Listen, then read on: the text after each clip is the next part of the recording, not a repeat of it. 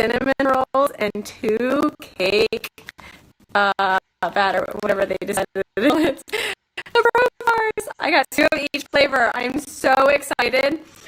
Chris should be here any.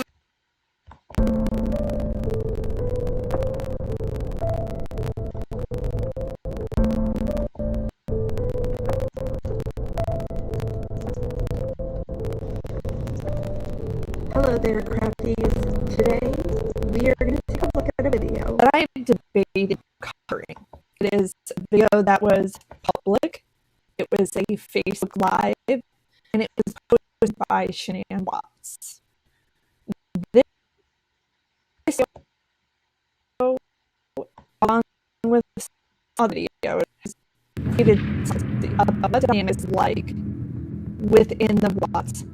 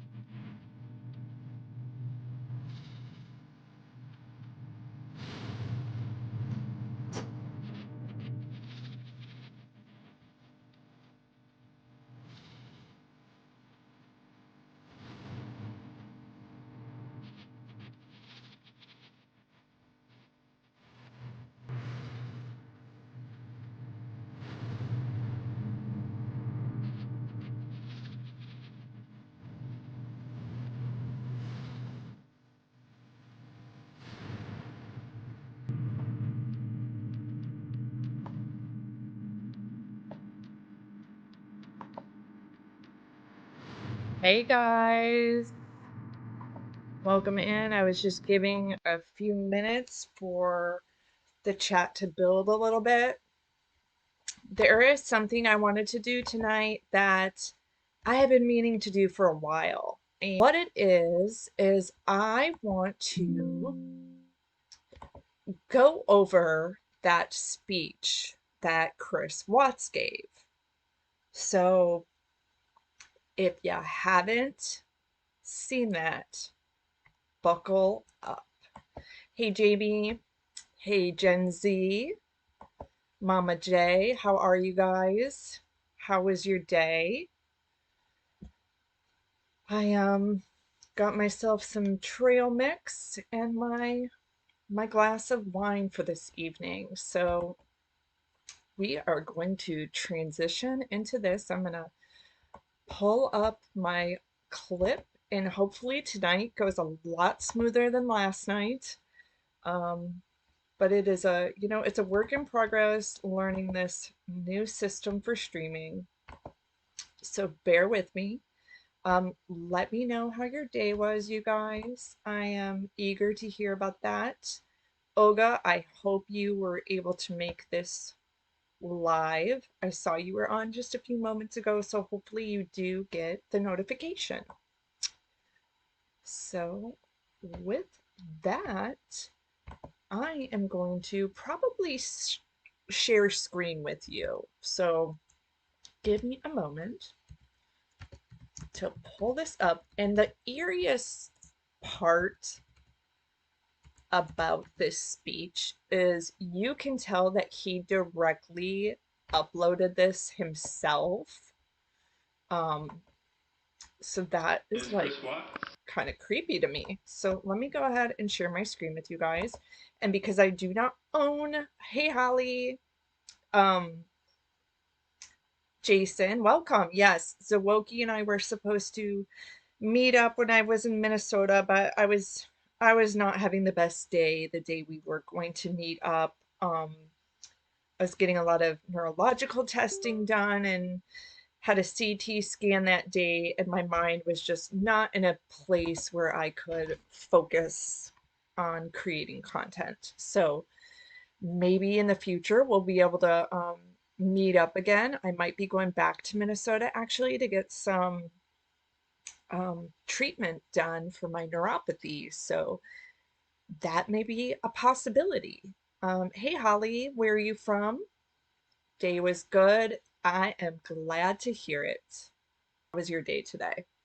So I'm going to set this up so I can start to share my screen with you guys. And yeah, I saw this and I've been meaning to do this, but really freaks me out that we have this video that Chris uploaded himself. So with that said, how about I just get it started? I'm gonna be here hanging out with you guys and watching the chat. Please let me know how the audio is. This is gonna be, oh, hold on. I think you wrote this is gonna be a good one. I hope that's what you wrote. Yeah, yeah, it's gonna be good, Jason. Gen Z, you also have peripheral neuropathy. Yeah, so I have MS, and that kind of already came with neuropathy. And then it was in 2023, I got diagnosed with breast cancer. So I had to go do a double mastectomy. I had to do the chemotherapy, and the chemotherapy really screwed me up. It made my neurological issues worse. So yeah, you understand what I'm saying. So it has been a long road to recovery. Looking back, after chemo was the hardest part of this journey for me. So I'm trying to hope to take away from this maybe being the best advocate I can be for people who have autoimmune diseases and have to go through cancer treatment, because I ended up actually seeing like 5 doctors and things could have gone a lot smoother for me. And I will do some health videos in the future, but I don't want to distract anyone who came in here for this Chris Watts speech. So I will be here checking out the chat. You guys let me know. I want to make sure the audio is good and you can hear everything. So let me know. I'm going to go ahead and transition this, and then we are going to share the screen. I'm taking this full screen because I do not own the rights to this video, and this is how I have to watch it. So here. Deterioration. The relations fall apart, crumble, or fail. You have weakening bonds. You get bored of the everyday routine, and you get distractions such as work, hobbies, even at the job.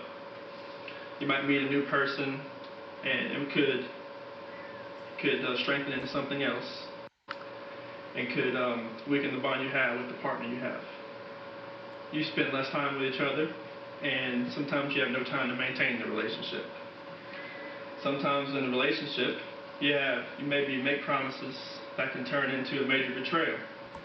Okay, I'm gonna pause there. I'm gonna come back and check in on you guys because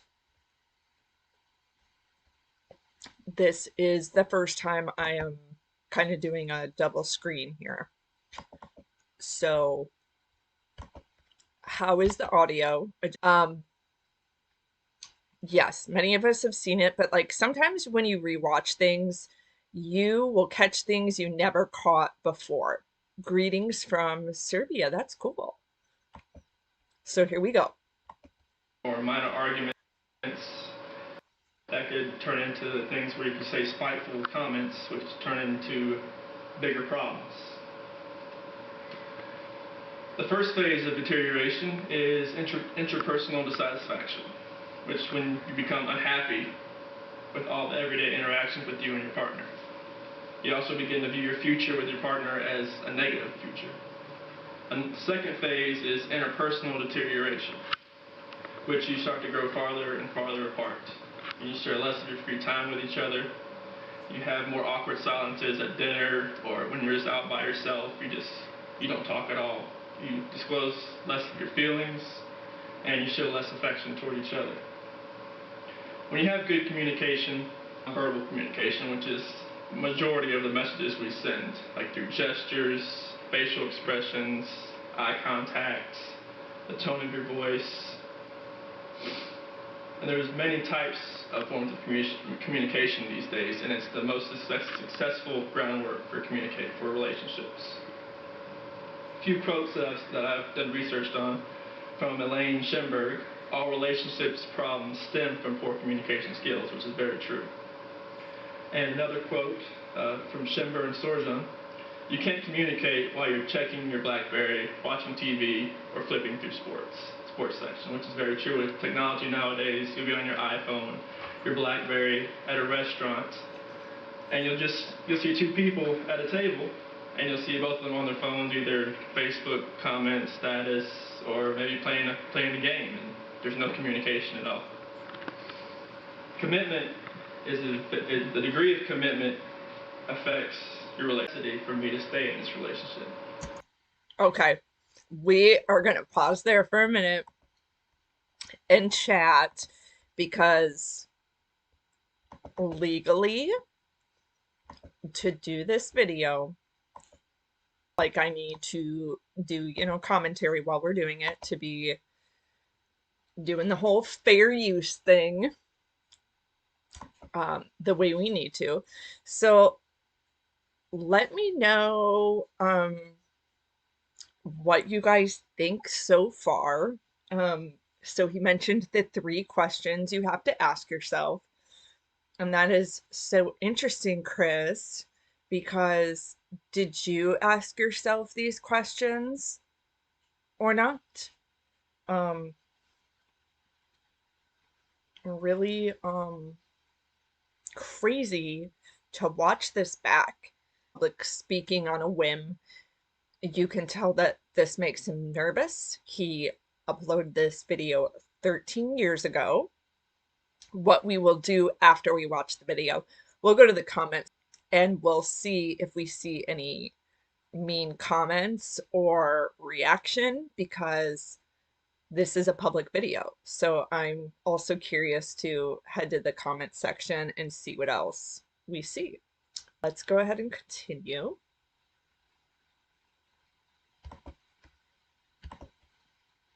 According to my research, sometimes a necessity could be children. Sometimes when you have children and your relationship starts to deteriorate, a child could help repair it. All relationships are held together in part by a form of commitment, either based on desire, obligation, or necessity.